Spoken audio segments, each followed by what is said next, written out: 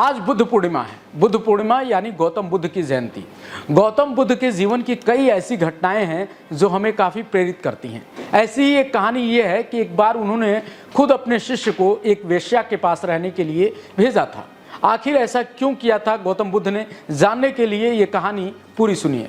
दरअसल गौतम बुद्ध अपने शिष्यों के साथ अक्सर यात्रा पे रहते थे। उनका नियम था कि मानसून के महीने में आप एक ही जगह 2.5 महीने के लिए रह सकते हैं, लेकिन सन्यासियों और भिक्षुओं के लिए एक नियम ये बनाया गया था कि 2 दिन से ज़्यादा उन्हें एक जगह नहीं रहना चाहिए, ताकि किसी भी परिवार पे जबरदस्ती का बोझ ना बने। एक दिन वो अपनी यात्रा करते हुए एक गांव में पहुंचे। यहाँ शिष्यों के साथ वो रहने के लिए एक जगह ढूंढने लगे। इस बीच बुद्ध के शिष्य आनंद को एक वेश्या ने अपने घर पर रहने के लिए आमंत्रित किया। वेश्या बहुत ही खूबसूरत थी। वेश्या के आमंत्रण पर आनंद ने साफ कहा कि वो उनके घर पर रुक तो सकते हैं, लेकिन इसके लिए उन्हें अपने गुरु यानी भगवान बुद्ध की आज्ञा लेनी होगी। वेश्या चौंक गई।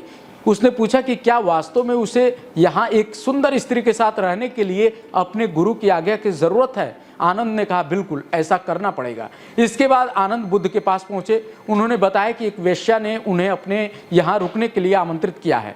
क्या मुझे उसका आमंत्रण स्वीकार करना चाहिए? आनंद की इस बात को सुनकर बुद्ध मुस्कुराए और कहा, अगर उसने तुम्हें इतने प्यार से अपने घर पे आमंत्रित किया है तो तुम्हें उसका आमंत्रण ठुकराना नहीं चाहिए, बल्कि उसके घर रुकना चाहिए। लेकिन बुद्ध की ये बात दूसरे शिष्यों को बहुत बुरी लगी।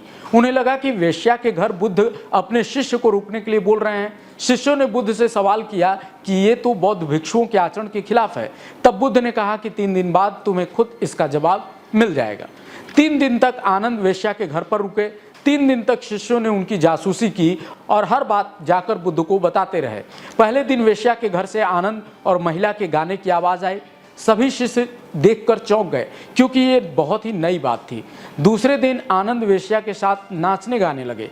इसके बाद शिष्यों ने जाकर बुद्ध को बताया कि अब वो खूबसूरत स्त्री के प्रभाव में आ गया है, वो नाच गा रहा है और वो कभी हम लोगों के साथ अब नहीं आएगा, हमें अब आगे यात्रा शुरू करनी चाहिए।